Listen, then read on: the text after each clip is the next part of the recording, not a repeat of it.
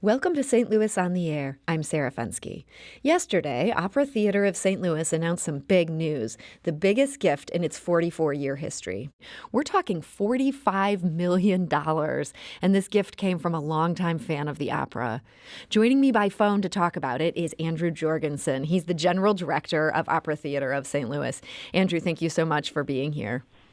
Thank you for having me. I'm thrilled to talk about our big news today. Yeah, this is some pretty good news. And what seems most remarkable to me is I'm told this was a surprise. You really didn't know this was coming? That's right. Our longtime patron, one of our founding supporters, a 45-year friend of the company, Phyllis Brissenden, passed in December and left us a $45 million bequest for our endowment. We did know that she had a plan to leave a gift in her will. We had no idea it was like this. We had no idea the scale of her generosity. And I'll be honest, when I heard this news, I dropped the phone and practically fell out of my chair. It's a stunning and exciting piece of news for us to share. So you really were surprised by this. You knew something was coming. It was the volume of it that was completely unanticipated.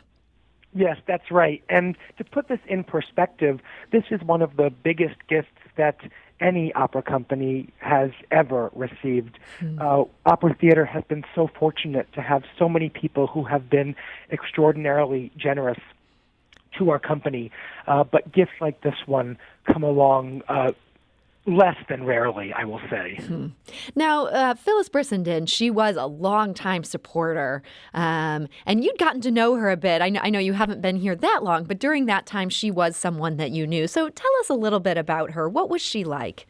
Oh, she was just the most wonderful person. She was very kind and modest, and she had a wonderfully sharp sense of humor.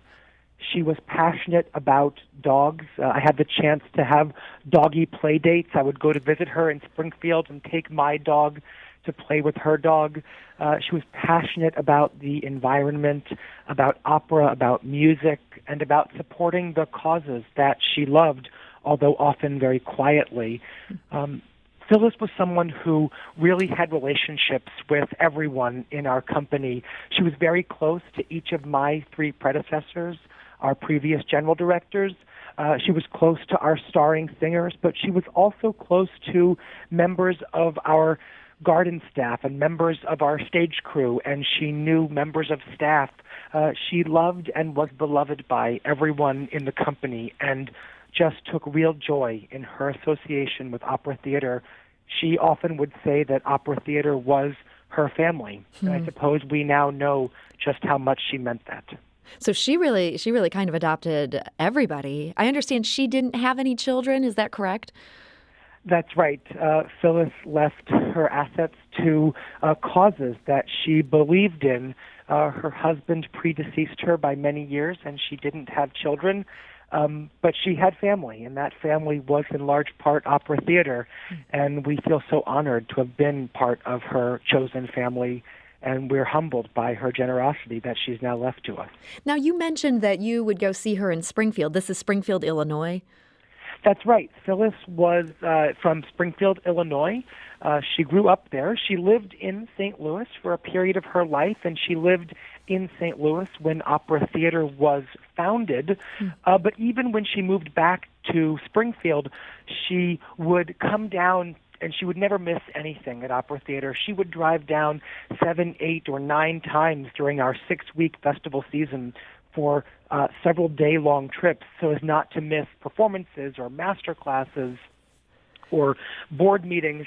She was present for everything, and she used to say her car knew how to get from Springfield to Opera Theater, and she didn't let the distance be an obstacle with her love for the company. So it sounds like she went to just about everything. Do you have a sense of what kind of opera she liked the most? I think she really loved most of our operas. I think what she really loved the most were the young singers who were at the core and are at the core of our young artist program.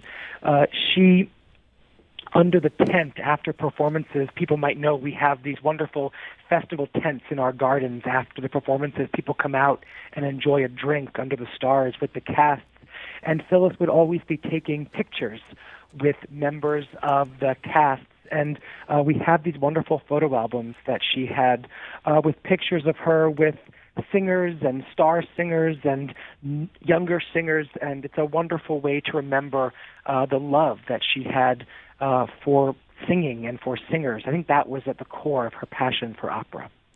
And what do you know about the source of what turns out was a pretty large fortune?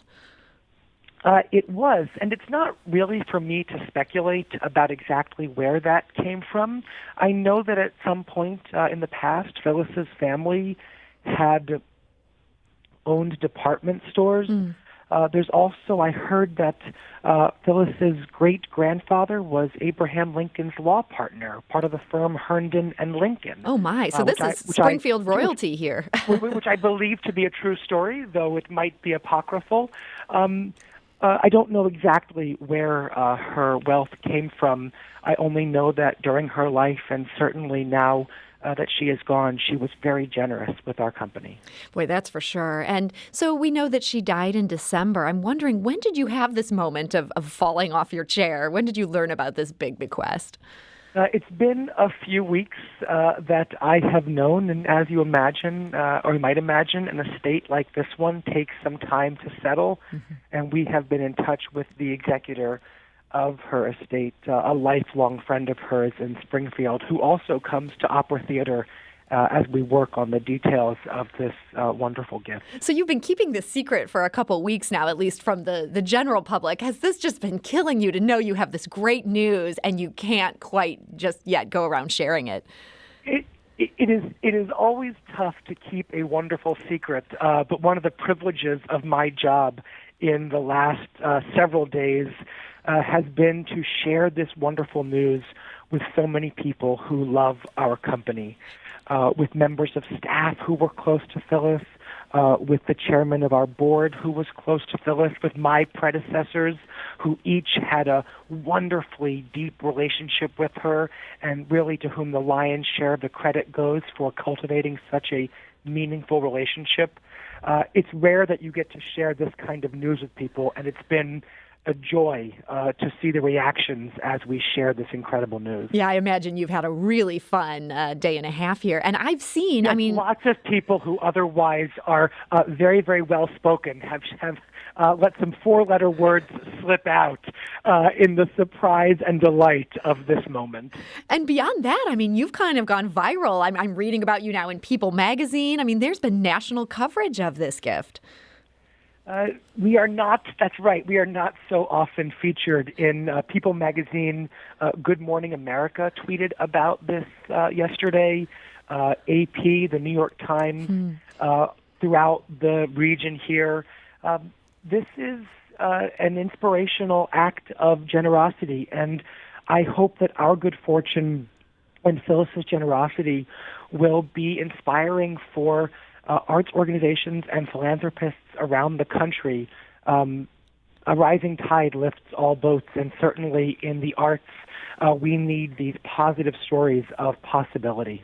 So now the big question for you and for Opera Theater of St. Louis is, what are you going to do with all this money? It's a great question, and it's something that I fortunately will not have to decide by myself. As luck would have it, we have just recently started a new strategic planning process that will help our company map the road for the next 5 years. In fact, up to our 50th season in 2025. Wow. And that's a really exciting process that will bring together all of our company's stakeholders. And we will now have this moment of possibility, and we will decide together how we will deploy these new resources. So what exactly we'll do, Sarah, I don't know. What I do know is that we will continue our commitment to fiscal discipline. Opera Theater has never run a deficit in our 44-year history.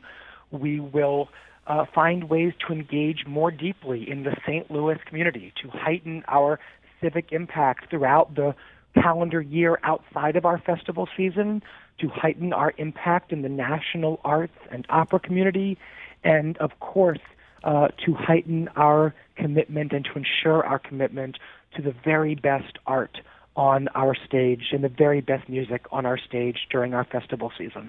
Now, you mentioned you've never run a deficit, and that seems all the more remarkable to me because I think I read this in this endless press coverage you've gotten in the last 24 hours, that tickets only cover about 20% of the cost of mounting an opera. I mean, how expensive is it to put on some of these big works with, you've got so many performers out there and these wonderful costumes. You're commissioning new works all the time. I mean, this can be a pretty expensive enterprise. That's right. Opera is a tough business model in 2020 because there are no efficiencies. We have the great St. Louis Symphony in our pit.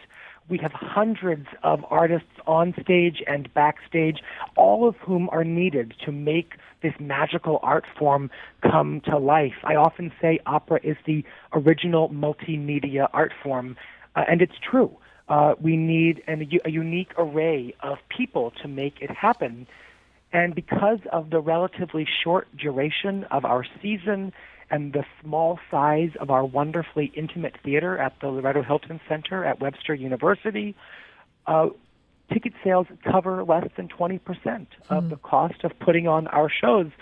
We've been so fortunate, and we continue to be fortunate, that there are more than 1,000 households in the community who support our work. We've been so fortunate to have such incredibly generous supporters. But the endowment's also a key part of having continuity and stability from year to year. We're incredibly proud, actually, of the $35 million endowment that we already have. Certainly the addition of $45 million to that fund will make our company even more stable, even stronger, and open up a whole new world of possibility.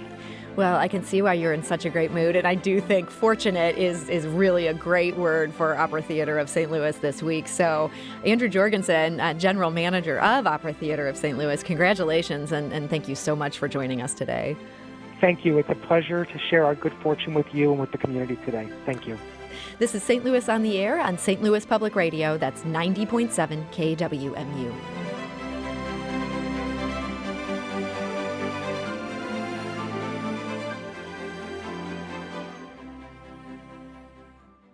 Support comes from the Missouri Forest Products Association, committed to conservation and careful management of the state's forests to make them more resilient and better habitats for wildlife. ChooseWood.com.